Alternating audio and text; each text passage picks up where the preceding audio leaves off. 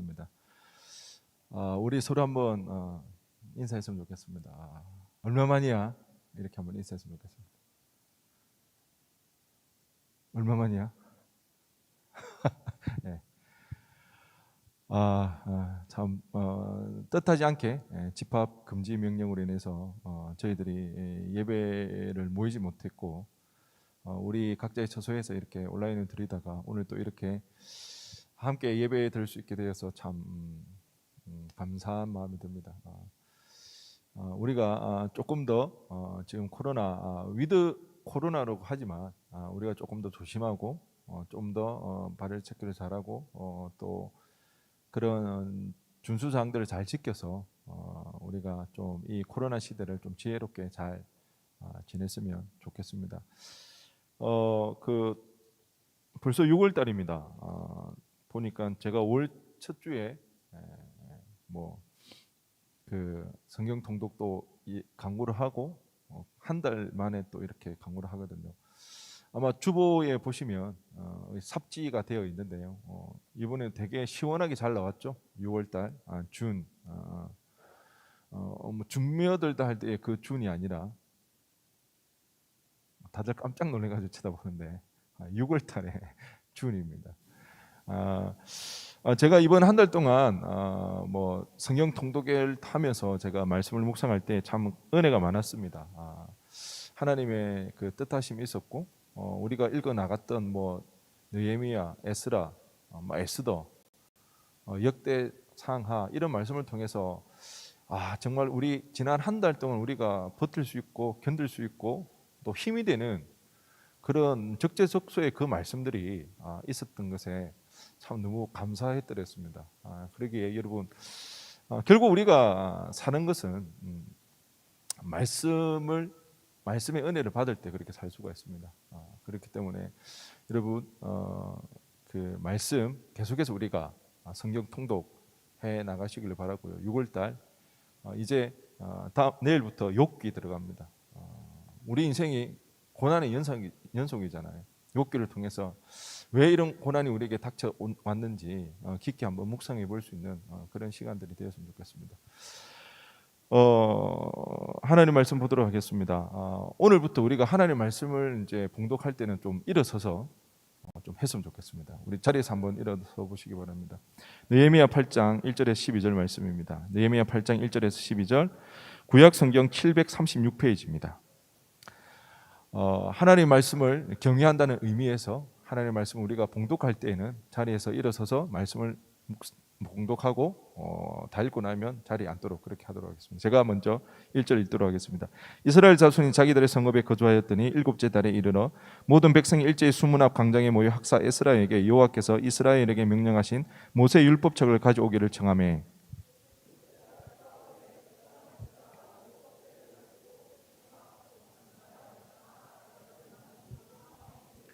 수문 앞 광장에서 새벽부터 정오까지 남자나 여자나 알아들을 만한 모든 사람 앞에서 읽음에 뭇 백성이 그 율법책에 귀를 기울였는데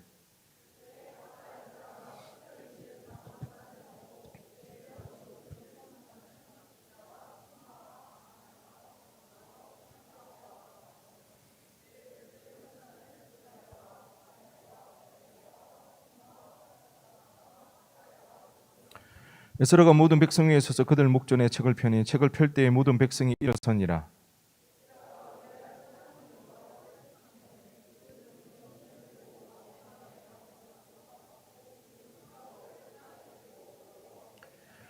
여수아와 바니와 세레바와 야민과 악국과 사부대와 호디야와 마세야와 그리다와 이사랴와 요사박과 하난과 블라야와 레위 사람들은 백성이 제자리에 서 있는 동안 그들에게 율법을 깨닫게 하였는데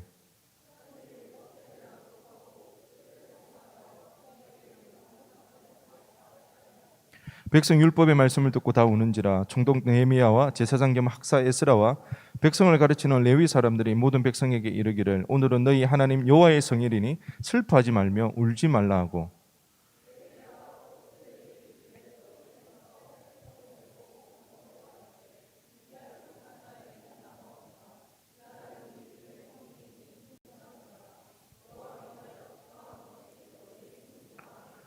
레위 사람들도 모든 백성을 정숙하게 하여 이르기를 오늘은 성일이니 마땅히 조용하고 근심하지 말라 하니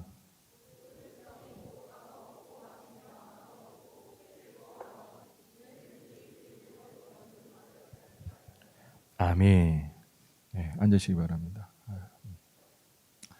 우리가 뭐 말씀을 읽을 때 이렇게 서는 것은 뭐 성경적인 이스라엘 전통 가운데 있습니다. 그래서 오늘부터 이후부터는 계속해서 우리가 말씀을 봉독할 때는 일어서서 하나님 말씀을 경청하겠다, 경외하겠다는 의미로 일어서서 그렇게 봉독했으면 좋겠습니다. 제가 오늘 본문의 말씀을 가지고 정체성, 선택이 곧 자신이다라는 그런 제목으로 은혜 나누기를 원합니다. 여러분 잭앤 드미추리라고 들어봤습니까? 잭앤 드미추리. 그러면 형돈이와 대준이 혹시 아시나요?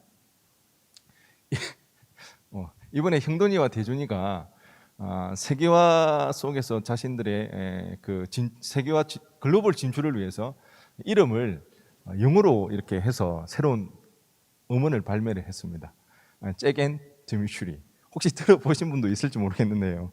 제목이 부처님 오신 날에 만난 기독교 그녀입니다. 혹시 들어보신 분 있나요? 요즘 굉장히 시인이 들었구나. 굉장히 핫하지 않나요? 알겠습니다. 굉장히 반응이 뜨거울 줄 알았는데 꼭 들어보라 그러면 좀 그렇겠죠. 궁금하신 분들 한번 들어보시기 바랍니다. 지금 말고 돌아가서. 저 우연찮게 저도 들었습니다. 알 수 없는 알고리즘을 인해서 유튜브에서 제가 들었거든요. 처음에는 제가 이게 뭐지? 종교 다원주의인가? 굉장히 좀 그랬었는데요.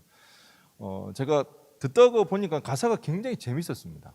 근데 더 웃긴 건 뭔지 아십니까? 심지어 노래가 너무 좋아요. 들어보시면 알아요. 이게 중독성이 있거든요. 그런데 가만히 보니까 뭐 종교다원주의나 뭐 그런 혼합주의가 아니라 주변에 흔히 있는 그런 이야기거든요. 제목이 뭐라고요? 부처님 오신 날에 만난 기독교 그녀. 진짜 음원도 부처님 오신 날 이렇게 발매를 했거든요. 가사를 보면 이랬습니다. 어떻게 우리 이리도 오래 만날 수 있었을까? 같은 성, 같은 파도, 친인척도 아닌데 뭐가 이리도 어려운 건지. 중앙선을 침범했니? 자전거를 훔쳤니? 우린 정가도 없어요. 헤어질 수도 사랑할 수도 없는 너와 나. 어디가 극락인가? 어디가 천국인가? 우리 엄마는 보살, 너네 엄마는 집사. 이거 빵빵 터져야 되는데. 야심차게 준비했는데 오랜만에 예배 드린다고. 마지막 부분에 보면 가사가 이런 가사가 나오거든요. 창세기, 출애굽기, 레위기, 민수기, 신명기, 여호수아. 댓글에 보니까 자기 모태신앙인데 이번에 이 노래 들으면서 성경 순서 외웠다면서 그런 댓글도 이제 제가 보았거든요. 하필 만난 게 종교가 다른 남녀입니다. 고통 속에서 괴로워하면서 사랑할 수도 없고 헤어질 수도 없는 그런 이제 고민에 대한 이야기들을 굉장히 사실적으로 그리고 되게 재미있게 그렇게 적고 있는데요. 아마 우리 중에도 이런 고민이 있는 분들이 있을걸요. 그리고 이것 때문에 헤어진 사람도 있죠. 갑자기 다 표정들이 어려움이 돼요. 예, 이런 이제 남녀의 사랑 이야기는 동서고금을 막론하고 언제나 이제 문제가 되는데 이 분야의 고전이 바로 로미오와 줄리엣이죠. 정말 선택하기 어려운 것 같습니다. 여러분이라면 이런 상황에서 어떻게 하시겠어요? 종교가 다른 그런 상황에서 부처님 오신 날에 만난 기독교의 그녀에는 선택에 있어서 아주 중요한 두 가지 이야기를 해주고 있습니다. 그것은 바로 정체성과 관계성의 문제이거든요. 뭐라고요? 정체성과 관계성. 자신의 정체성을 찾으려고 하다 보니까 관계를 끊어야만 하는, 그렇다고 관계를 유지하려고 하다 보니까 자기의 정체성이 무너지는 그런 일들이 있습니다. 그렇다고 해서 우리의 연애가 모두 100% 정체성, 100% 관계성 이것으로 해서 유지되거나 연결되어지지는 않습니다. 하지만 저는 여러분이 할 수만 있다면 연애를 하고 결혼을 할 때에 정체성을 시켰으면 좋겠습니다. 아멘이 안 나오네. 그래서 신앙 안에서 여러분이 좀 만났으면 좋겠습니다. 근데 만약 그게 어렵다면 같은 신앙 안에서 만날 수가 없다면 여러분 기도 많이 하시기 바랍니다. 기도 많이 하시고요. 준비 많이 하셔야 됩니다. 신앙은 단순하게 우리의 그 종교 생활이 아니라 우리의 생각과 우리의 가치관과 우리의 세계관이 포함되어 있기 때문에 부딪히는 부분이 많기 때문에 그럼에도 불구하고 여러분 예수 믿지 않는 사람을 만난다고 해서 우리가 지옥 가고 그런 건 아니지만 할 수 있으면 저는 여러분에게 부탁드립니다. 같은 신앙 안에서 만나기를 바라고요. 아멘. 그리고 만약 그럴 수 없다면 진짜 기도 많이 하세요. 그리고 많이 준비하세요. 그래서 전도할 수 있도록. 이처럼 살다 보면 힘든 선택을 해야 할 때가 많은데요. 그런데요, 여러분, 그 선택이 결국 우리의 정체성을 형성한다는 것입니다. 마가복음 4장에 보면 예수님과 제자들이 갈릴리 호수를 지나가고 있는데 그날따라 엄청난 폭풍과 휘몰아쳤습니다. 아시다시피 예수님의 제자들 대부분은 어부 출신인데요. 그들이 갈릴리 호수에서 다양한 일들을 경험했습니다. 산전수전 다 겪었던 그 제자들이 이번에 휘몰아치는 이 폭풍을 맞고는 그들이 직감을 했습니다. 이러다가 죽을 수도 있겠구나. 아니 이렇게 죽겠구나. 그 정도로 강한 태풍이 휘몰아쳤던 것입니다. 배에 점점 물이 차오르고 있을 때에 그들이 허둥지둥하며 두려워하고 있을 때 가만히 보니까 예수님이 보이지 않았던 거죠. 그래서 그들이 예수님을 찾았을 때 고물에서 주무시고 계신 주님을 보았을 때 그들이 욱한 마음에 이런 이야기를 합니다. 우리가 죽게 된 것을 돌보지 않습니까? 주님, 우리가 지금 이런 지경의 상황에 빠져 있는데 왜 이렇게 어떻게 편하게 주무실 수만 있냐고 이제 그렇게 이야기를 하는 거죠. 그랬을 때 예수님께서는 바다를 잠잠하게 하시고 제자들에게 이렇게 말씀하십니다. 어찌하여 이렇게 무서워하느냐? 어찌 믿음이 없느냐?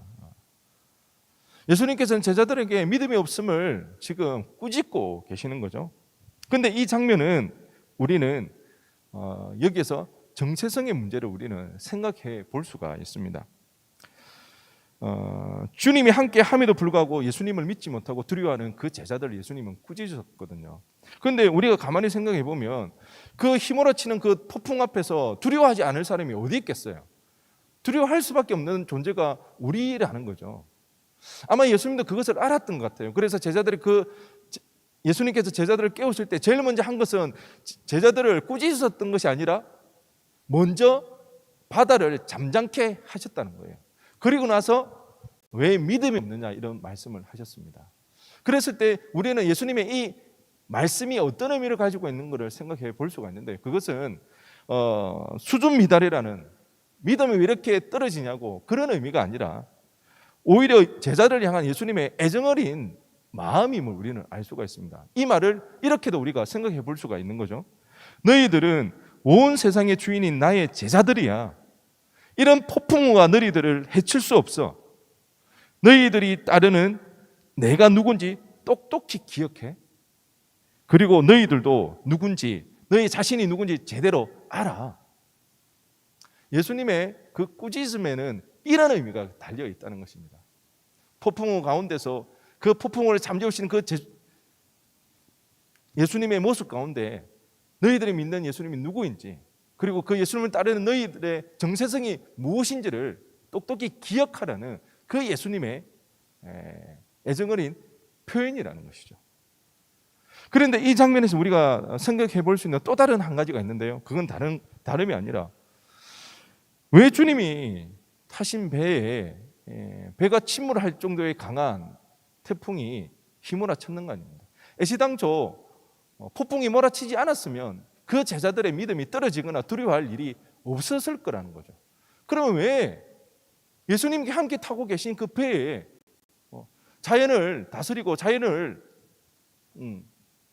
주장할 수 있는 예수님이라면 그 길을 평안하게 가게 하시지 왜 폭풍이 휘몰아치는 것을 그냥 놔두셨는가? 우리는 이런 의문이 들 수가 있거든요. 여러분, 정체성은요 그냥 세워지지가 않습니다. 때로는 우리의 믿음의 근간이 흔들릴 정도의 그 어려움과 그 힘든 상황들 속에서 우리는 그때 우리의 본 모습이 드러나는 것입니다. 그제서야 우리가 우리의 믿음이 얼마나 연약한지, 나 자신을 얼마나 내가 사랑하고 있는지, 여전히 하나님을 신뢰하지 못하는 부분이 무엇인지를 우리는 그 고난 가운데, 그 힘든 상황 가운데서 발견할 수가 있습니다. 그 어렵고 그 힘든 과정 가운데 하나님을 찾지 못하고 도리어 인간적인 방법으로 내가 살고 싶어서 나 살고자 선택하는 믿음의 연약한 부분들을 우리는 알 수가 있는 것입니다. 이번 집합 금지 명령에 따라 우리는 여러 가지 이제 반응을 보일 수가 있습니다. 한 달을 지나는 동안 모임에 게을러지거나 위축되거나 아니면 더 사모하게 되든지 우리는 이런 반응들을 보일 수가 있는 거죠. 제가 지난 한 달 예배를 들을 수 없었을 때 참 많은 생각이 들었습니다. 제 인생에 잊을 수 없는 그 금은 목요일이라는 날이 생기게 되었습니다. 그 확진자가 발생하게 되어지고 전수조사가 들어갔죠. 그랬을 때 저는 제일 이제 염려가 됐던 게 사실은 학사였습니다. 학사에 80명이 넘는 학생들이 있다 보니까 만약에 한두 명이라도 이제 확진자가 나오면 이거는 저는 진짜 생각하고 싶지는 않았지만 코어트까지 생각을 했던 거죠. 그리고 그 결과가 나오는 날이 목요일이었습니다. 5월 13일. 그날 아침은 거의 뭐 저에게는 검은 목요일, 재앙의 날과 비슷한 수준의 날이었습니다. 아침에 제가 뭐 잠을 제대로 잘 수가 없었던. 그런데 감사하게도 아무런 일 없이 그렇게 뭐 확진자 없이 정말 지금 생각해 보면 정말 기적 같은 일입니다. 어떻게 한 명도 안 나올 수가 있을까? 참 그런 시간들을 보냈습니다. 그래도 교회가 집합 금지를 당하게 되고 준비하던 레페를 진행할 수 없는 그런 상황에 빠지게 되자 참 많은 여러 가지 생각이 들었습니다. 왜 하필 그때 유라굴로 강풍 설교를 했을까? 왜 난데없이 갑자기 원래 그 군대 귀신 들린 자 하려고 했던 그 본문을 했으면 괜찮았을 텐데 이 유라굴로 강풍을 이 설교를 해가지고 정말 난파를 당하는 듯한 지나고 나서야 지금 웃지만 지금 그때는 정말 뭐 2주간 막 정신없이 보냈습니다. 밥을 먹는지 잠을 자는지 뭐 그랬거든요. 그랬습니다. 그러면서 막 여러 가지 생각이 드는 거죠. 위드 코로나 시대에 어쩔 수 없는 상황이었나? 우리도 뭐 항해를 하다 보면 강풍을 맞을 수 있지. 그런데 그 5월달 동안 본문을 이제 우리가 성경 통독을 해 나가면서 말씀을 묵상하는데 역대상에서 나오는 내용이 베레스 우사였습니다. 우사의 충돌이라고. 여러분도 다 읽어서 아시고 계시죠? 혹시 모를까 봐 제가 다시 한번 말씀드리는데요. 이제 그 다윗이 왕이 되어지고 그 예루살렘에다가 빼앗긴 언약궤를 이제 옮기려고 그렇게 하는 거죠. 그랬을 때 다윗은 그 언약궤를 수레에다 실어서 이렇게 옮겼습니다. 그런데 그 수레를 끌고 있던 소가 갑자기 날뛰게 되자 같이 가던 그 우사가 여러분 언약궤는 굉장히 소중한 거잖아요. 함부로 다룰 수가 없는 거잖아요. 그런데 그게 수레에서 떨어질 것 같으면 여러분 어떻게 하겠어요? 지금 제가 이게 물이 있어요. 이게 물이 떨어질 것 같은데 어떻게 해야 될까요? 그냥 놔둬? 깨지든 말든? 아니 떨어지면 인간이 본능적으로 잡아야 될 거 아니에요.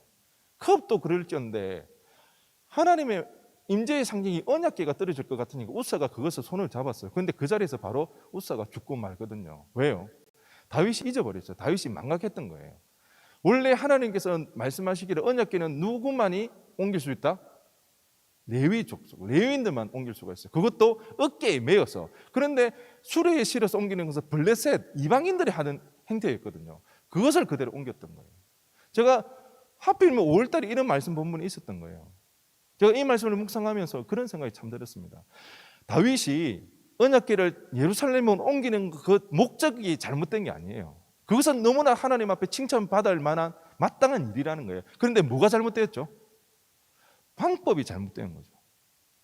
제가 이 말씀을 묵상하면서 우리가 예배를 진행하거나 우리가 교회 청년부에서 지금 뭔가를 프로젝트를 진행하는 이 일에 있어서 아니면 우리 청년부의 이 일에 있어서 목적은 좋지만 방법에 있어서 뭔가 문제가 있는가? 유라굴로 강풍인가? 베레스 우사인가? 참 많은 고민들을 했습니다. 여러분, 제가 한 달 동안 고민했을 때 결론은 어떻게 되었을 것 같나요?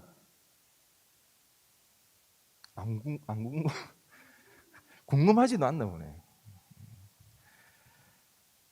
여전히 원인이 뭔지 정확하게 제가 결론을 내릴 수는 없습니다. 그렇지만 분명 하나님 앞에서 제가 겸허하게 그 한 달을 보내는 시간이 되었습니다. 다시 한번 저의 모습을 되돌아보고 우리 공동체를 다시 한번 생각해 보면서 하나님 앞에 회개하며 나갈 수 있는, 그래서 스스로를 겸비해 나가는 그런 시간들을 가졌습니다. 그러면서도 항상 좀 힘이 빠진 것은 사실입니다. 코로나 시대에도 어쨌든 우리가 뭔가를 해보려고, 할 수 있는 뭔가는 해보려고 막 그렇게 애를 썼는데 그런 모든 일이 막히게 되니까 사실 인간적으로 좀 힘이 많이 빠지더라고요. 그러면서 걱정이 되었습니다. 우리 청년들도 이렇게 힘들어하면 어떡할까? 어려워하면 어떡할까? 자가격리 이제 일주일 더 가고 막 거기서 불편하게 이제 겪다 보고 이제 그렇게 되면 아무래도 위축이 되어지지 않을까? 그런 이제 걱정들이 되었거든요. 물론 우리가 온라인으로 예배를 드릴 수가 있습니다. 그런데 솔직히 우리 온라인으로 예배 드리면 집중이 잘 안 되지 않습니까? 정말 우리가 어쩔 수 없는 상황인데 정말 현장에 나와서 들을 수 없는 그런 상황이라면 모르겠지만 현장 예배가 오픈되었음에도 불구하고 계속해서 온라인으로 예배 드린다? 그렇게 되면 점점 우리의 예배가 무너지지 않을까? 저는 그런 이제 염려가 되었거든요. 뿐만 아니라 온라인 예배, 온라인 모임이 점점 익숙해지다 보니까 스스로 타협해가는 모습들이 있더라고요. 예배를 드리면서 모임을 하면서 사실은 자기 할 일 해가면서 하더라는 거죠. 내가 이런 일이 있으니까 온라인으로 예배 드리면 되지. 뭐 온라인 예배나 온라인 모임 하다가 잠깐 자기 할 일 있으면 모니터 꺼놓고 다시 하고, 그러면서 예배에 대해서 정말 우리가 예배에 진심인가? 그 모임에 우리가 가지 모임에 내가 진심인가? 하는 생각이 들었습니다. 때우기 식으로 하다 보면 안 되거든요. 예배가 가볍게 여겨지게 되면 큰일 납니다. 왜냐하면 예배의 태도가 곧 하나님에 대한 태도가 되어지거든요. 우리가 온라인으로 계속해서 편안하게 내 위주로 그렇게 예배를 드리면 그 예배를 드리는 그 순간에 내가 할 거 해가면서 그렇게 드리다 보면 그 예배 태도가 곧 하나님의 태도가 되어지는 그런 어려운 상황들이 발생하게 되어집니다. 또 다른 한 가지는 혹 우리 청년들이 신앙의 무기력증을 느끼지 않을까? 왜? 이랬다 저랬다 하는 거죠. 현장에 드렸다가 아니면 온라인 갔다가 이렇게 왔다 갔다 하니까 하나에 집중하지 못하니까 계속해서 신앙에 힘을 내지 못하고 열정을 내지 못하는, 그러다 보니까 점점 귀찮아지는 거죠. 마음이 멀어지는 거죠. 머리는 알죠. 예배 드려야지, 말씀 봐야지. 그런데 점점 무기력해지는 거예요. 우리도 그렇잖아요. 몸이 멀어지면 마음도 멀어진다. 점점 우리가 만나지 못하고 점점 우리 몸으로 같이 하나님을 예배하지 못하는 그런 상황 가운데서 정말 예배 드리는 것이 귀찮아지는 그런 일이 있지 않을까. 그래서 우리 신앙이 주저앉지 않을까. 그런 염려가 저한테는 있었습니다. 그래서 저는 1년의 이 어려운 일들로 인해서 우리의 신앙이 위축되거나 아니면 무기력해지지 않기 위해서 저는 오늘 본문을 살펴보기를 원하는데요. 오늘 본문의 이야기는 바로 정체성에 대한 이야기입니다. 이스라엘 백성의 그 정체성이 어디에 있는지, 우리의 정체성이 어디에 있는지를 우리는 오늘 본문을 통해서 알 수가 있습니다. 우리가 읽은 느헤미야서는요, 바벨론의 포로로 잡혀갔던 이스라엘 백성들이 70년간 포로 생활한 이후에 다시 고향으로 기환해서 일어나는 그 이야기들입니다. 무너진 성벽을 재건하기 위한 그 일들이 이제 내용으로 이제 이야기들이 전해지는데요. 이 일이 참으로 어려웠습니다. 70년 동안 그 땅에 빈 곳도 있었겠지만 여전히 토착민들이 있었습니다. 그 토착민들이 이스라엘 백성들이 되돌아왔을 때에 쉽게 그 자리를 내어주지 않으려고 했습니다. 무너진 성벽을 보고 가슴 아파서 그 느헤미야가 찾아왔지만, 다시 고향으로 돌아왔지만, 그 성벽을 재건하는데 이 토착민들이 얼마나 많은 방해를 했는지 모릅니다. 네 번이나 느헤미야를 만나자 해서 그를 위협하려고 만나자고 그렇게 하고요. 동족인 이스라엘 백성에게 뇌물을 줘서 잘못된 예언을 하도록 그렇게도 부추깁니다. 이런 외부적인 그런 어려움이 있었는데요, 이것뿐만 아니라 내부적 어려움도 있었다는 거죠. 이스라엘 백성들은 새로 정착한 땅에서 땅을 개간하여 먹고 살기에 바빴습니다. 지금 새로 정착한 땅에서 먹고 살기도 바쁜 거죠. 그런데 성벽 재건은 누가 해야 되나요? 그 토착민들이 해주나요? 아니면 돈을 주고 사람을 사서 할 수 있나요? 아니요. 이스라엘 백성이 해야 된다는 거예요.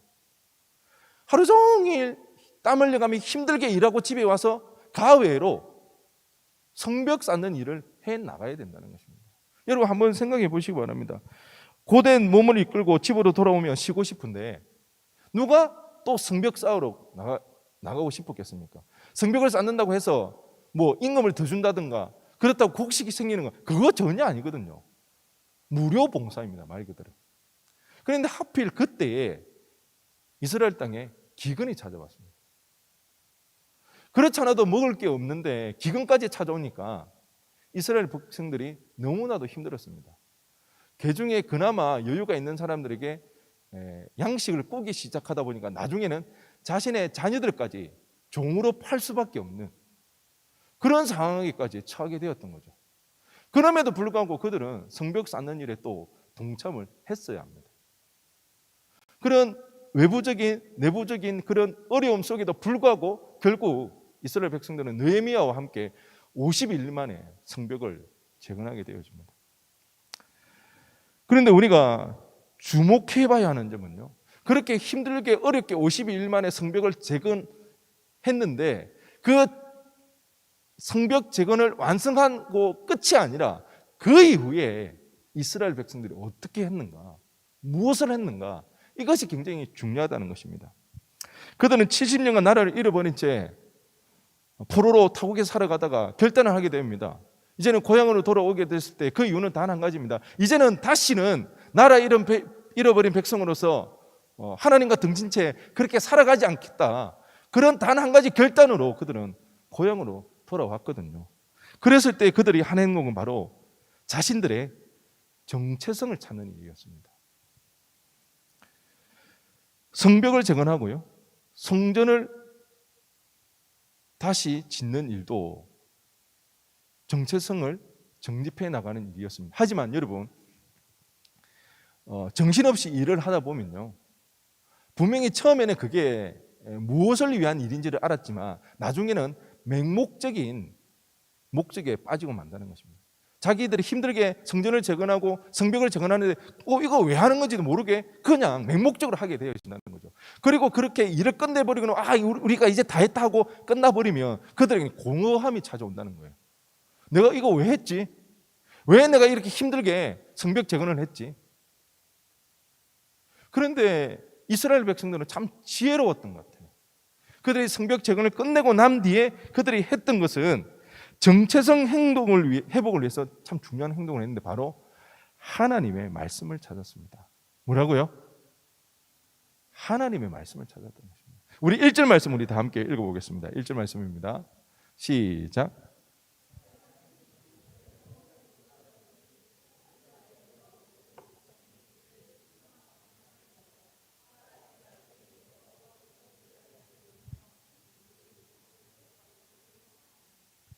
네.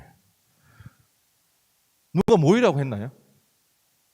성벽 재건이 다 끝나고 나서 야 이제 끝났으니까 우리 모이자. 아니요. 자발적으로 모였습니다. 그리고 야 너희들 성령 통독해야 돼. 이번 달 욥기야. 꼭 읽어. 그랬나요? 아니에요. 본인들이 학사 에스라, 요즘을 치면 목사 정도 되겠죠. 성경에 능통한 학사 에스라에게 부탁을 합니다. 이 가서 모세의 율법책을 가져와서 우리에게 읽어달라. 그리고 그것을 해석해달라. 그렇게 이야기를 한다는 것입니다. 힘들고 어려운 일들을 끝내고 이제 자신들의 이치로 돌아가서 그럼에도 먹고 사는 일에 집중하기도 바빴을 텐데 그들은 그러지 않았습니다. 하나님의 말씀을 찾았습니다. 아무리 먹고 사는 일이 중요해도 기근이 들여 자녀들을 종으로 팔 수밖에 없는 그런 상황임에도 불구하고 그들은 포기하지 않았던 것들, 자기가 누구인 것을 알기 위해서 하나님의 말씀을 찾으며 나아갔던 것입니다. 그렇게 학사 에스라가 말씀을 읽어주고요, 해석해 주었을 때 그들은 깨닫게 되었습니다. 그때 그들은 회개의 눈물을 흘리고 말았습니다. 자신들이 그동안 얼마나 어리석게 살아왔는지, 자신들이 무엇을 잘못했는지, 그리고 정말 자신들이 앞으로 어떻게 살아야 되는지를 깨닫게 되어서 하나님 앞에 회개하며 그렇게 나가는 그런 시간들을 가졌습니다. 특별히 오늘 본문에서 우리가 눈여겨봐야 하는 것은요, 이스라엘 역사 가운데 대전환이 나타나는 것입니다. 이스라엘 역사 가운데 구약은 성전 중심입니다. 성전에는 항상 뭘 드리게 되죠? 제사, 제물을 드리면 제사 중심입니다. 그런데 오늘 본문 여러분 유심히 살펴보십시오. 그들이 회개하면서 하나님 앞에 감격하며 나가는 그 중심에는 어떤 사건이 있는지, 제사가 있습니까? 아니요. 하나님의 말씀이 그 중심에 있다는 것입니다. 이스라엘 역사 가운데 대전환이 일어납니다. 성전 중심이었던 이스라엘이 이제는 말씀의 중심으로 변화되어지는, 전환이 되는 그 일들이 있더라는 것입니다. 물론 이후에 그들이 하나님 앞에 초막절을 지내고 제사를 지냅니다. 하지만 그들이 회개하고 그들이 감격했던 그 원인은 제사에 있었던 것이 아니라 하나님의 말씀을 깨달았을 때 그들의 정체성을 깼다고, 그들의 부르심을 알고 하나님 앞에 나아가는 그런 일들이 일어나게 되었던 것입니다. 무너졌던 예배, 하나님께 게을렀고 나태했던 마음, 세상과 타협했던 마음, 꺼져가는 믿음의 열정, 이 모든 것을 깨닫고 회복할 수가 있었습니다. 먹고 사는 문제가 너무 중요합니다. 지금 당장에 시급한 일이기도 합니다. 일하러 나가지 아니하면 당장 끼니가 없을 수도 있습니다. 그렇기 때문에 우리는 쉽게 착각하고 혼동하기 쉽습니다. 우선순위를. 이스라엘 백성들은 그 힘들고 어려운 그 순간에 그럼에도 불구하고 현실의 문제가 아니라 자신의 정체성을 위해서 하나님을 선택합니다.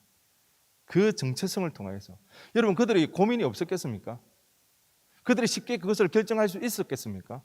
몸이 피곤한데, 몸이 힘든데, 내 자녀가 배가 고파서 울고 있는데 하나님의 말씀을 들고 온종일 말씀에 귀 기울이려고 하는 그 일들이 쉬운 결단이었겠습니까? 그 힘들고 어려운 상황에도 불구하고 그들이 하나님을 포기하지 않고 하나님을 찾았을 때에 그것이 곧 그들의 정체성이 되어지는 것입니다. 우리도 때로 선택의 기로에 놓이게 되어집니다. 정말 선택이 어려운 이유는 어느 것도 포기할 수 없기 때문에 선택이 힘들지 않습니까? 부처님 오신 날에 만난 기독교 건졌어요. 사랑도 중요한 거예요. 엄마도 중요한 거죠. 우리의 그 종교도 중요하다는 거예요. 신앙도 중요하다는 거예요. 하지만 그렇게 힘든 상황에서 우리가 누구인지에 대해서 생각하게 되고 그 선택으로 인해 자신의 정체성을 더 확고히 형성해 나갈 수가 있습니다. 지난 한 달 집합 금지 명령으로 모여 예배 드릴 수가 없었습니다. 여러분, 지난 한 달 여러분의 온라인 예배는 좀 어땠나요? 요즘 여러분의 영적 상태는요? 요즘 여러분의 신앙의 열정은 좀 어떤가요? 어느새 모이지 못하다 보니까 하나님과 좀 멀어지지는 않았나요? 하나님을 향한 그 열정들, 예배가 무너져 가고 있지는 않은가요? 자신도 모르게 온라인으로 예배 드리면서 그렇게 타협하면서 자기의 편의주의에 빠져서 하나님을 예배하고 있지는 않습니까? 우리는 이런 모습에서 회복되어야 합니다. 게으르고 나태하고 무기력한 우리의 믿음의 영적인 모습에서 회복되어야 합니다. 여러분, 예배는 태도의 문제입니다. 잘 기억하시기 바랍니다. 예배는 태도의 문제입니다. 예배의 태도가 곧 누구에 대한 태도라고요? 하나님에 대한 태도입니다. 각자의 사정이 다릅니다. 온라인으로 예배 드릴 수가 있습니다. 근데 그분들, 지금 온라인으로 예배 드리시는 분들, 정말 하나님 앞에 온전한 모습으로 예배 드리시기 바랍니다. 여러분이 지금 온라인으로 예배 드리는 그 모습이 바로 하나님에 대한 본인의 태도라는 것을 꼭 기억하시기 바랍니다. 그러면 왜 우리가 이렇게 예배를 고집해야 될까요? 나라에서 이렇게 모이지 말라고, 예배 드리지 말라고 그렇게 이야기를 하는데 왜 우리는 죽어도 이렇게 모여야 될까요?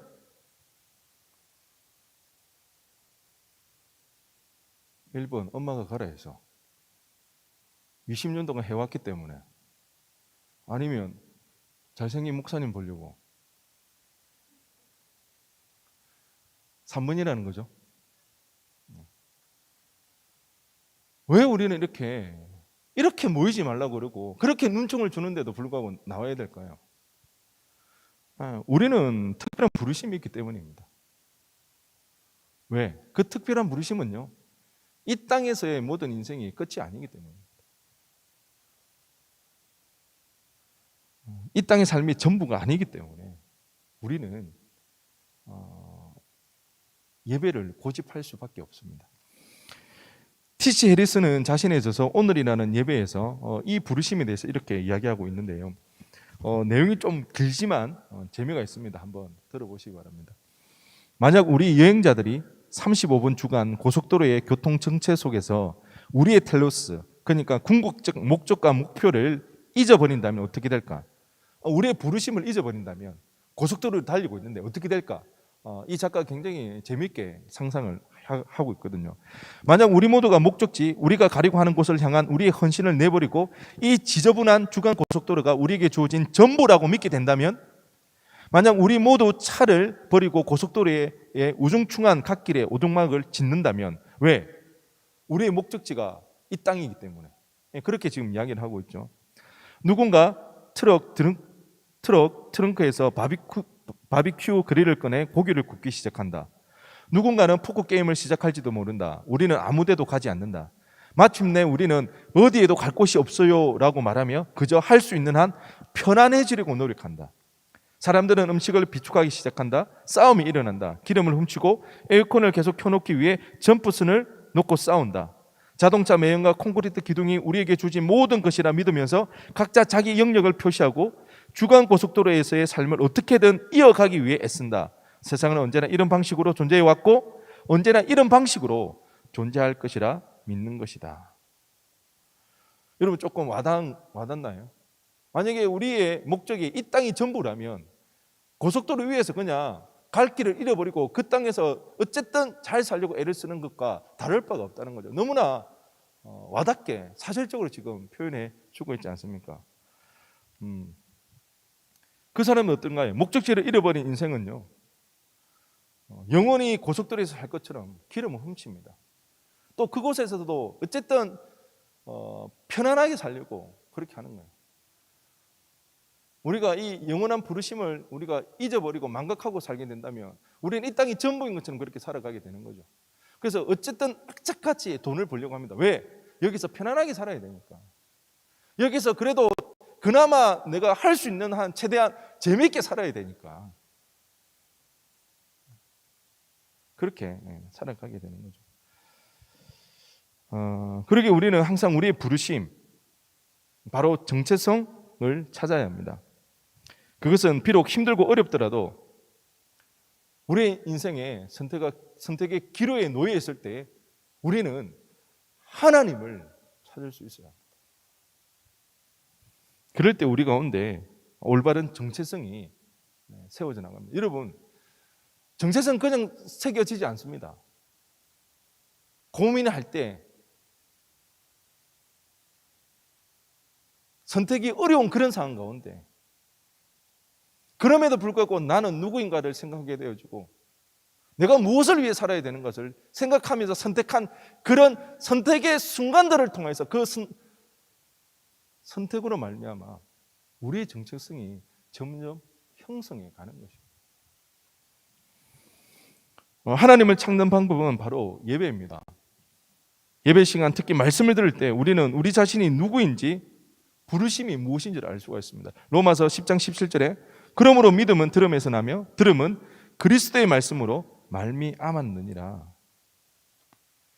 믿음은 다시 말해 우리의 부르심 정체성은 들음에서 나는데 바로 그것은 그리스도 예수의 말씀을 통해서 우리의 정체성이 형성되어집니다. 우리의 부르심을 깨달을 수가 있는 것입니다. 그리고 여러분 예배를 소중히 여기셔야 됩니다. 예배를 사모해야 합니다.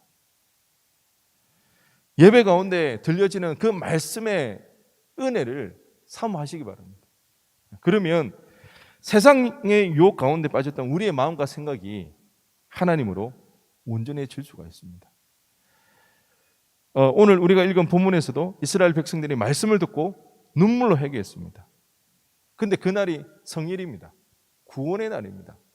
하나님께서 이스라엘 역사 가운데 어떻게 구원해 주시는지를 기억하면서 자신의 인생들도 하나님께 그렇게 구원하실 거라 믿는 날, 그렇기 때문에 그날은 울 수 없는 날, 오히려 기뻐해야 되고 즐거워해야 하는 날입니다. 말씀을 깨달았을 때 그들의 잘못과 그들의 죄악으로 말미암아 눈물로 회개하고 있던 그들에게 느헤미야가 이렇게 이야기합니다. 여호와로 인하여 기뻐하는 것이 너희의 힘이니라. 여호와로 인하여 기뻐하는 것이 너희의 힘이니라. 말씀을 깨달았던 그들이 느헤미야의 이 말을 들었을 때 그들 또한 이 의미를 깨닫게 되어집니다. 그들의 감정이 조울증이 있어가지고 갑자기 울었다가 울거나 그랬던 게 아니라는 것입니다. 말씀을 깨달았기 때문에 이 느헤미야 이 말이 무슨 말인지 깨달았던 거예요. 그러니까 하나님으로 인해서 기뻐하는, 그래서 그 성일날 그들은 즐거워하며 축제처럼 그런 시간을 보내었던 것입니다. 여러분 우리의 힘은 하나님을 기뻐하는 데 있습니다. 하나님을 기뻐할 수 있는 사람은 언제 어디서나 다시 일어설 수가 있습니다. 절망으로 끝나는 것이 아니라 다시 소망을 발견하게 됩니다. 지난 한 달 참으로 어려운 우리의 시간들을 보냈습니다. 힘이 빠지고 예배가 무너져가고 하나님과 점점 멀어지는 그 사이 저는 위에서 언급한 그 책 가운데 한 구절을 읽으면서 참 힘이 되었습니다. 참 큰 위로가 되었는데요. 그 구절이 바로 이겁니다. 우리가 누릴 최고의 삶은 아직 오지 않았다. 우리가 누릴 최고의 삶은 아직 오지 않았다. 여러분, 인생이 아무리 힘들고 뜻대로 되지 않아 힘 빠지는 세상이라 할지라도 우리가 절망하지 않고 소망할 수 있는 것은 무엇인가요? 아직 우리의 최고의 삶은 오지 않았기 때문입니다. 내가 그토록 바라고 원하는 그 인생은 어디에서 실현된다고요? 우리가 두 발 딛고 있는 이 땅 위에 우리 주님 재림하셔서 새하늘과 새 땅이 펼쳐질 그때에 우리가 바라고 우리가 그토록 원하는 그 인생을, 그 최고의 순간을, 최고의 삶을 우리는 살 수가 있습니다. 여러분, 이것이 우리의 정체성입니다. 이것이 우리의 특별한 부르심입니다. 이것이 부르심의 축복이라는 것입니다. 그러기에 우리는 결코 주님을 포기하지 않냐고, 선택의 기로에 설 때마다 하나님을 선택하여서 우리의 정체성을 형성해 나갈 뿐만 아니라 우리의 최고의 그날을 위하여서 믿음 잃지 않고 주님만을 바라보며 나아갈 수 있는, 그래서 무너진 우리의 예배가 회복되어지고 무너졌던 하나님과의 관계가 가까워지며 더욱더 하나님을 사모하며 예배를 사모하며 나가는 저와 여러분 되어지기를 주님의 이름으로 간절히 축원드립니다.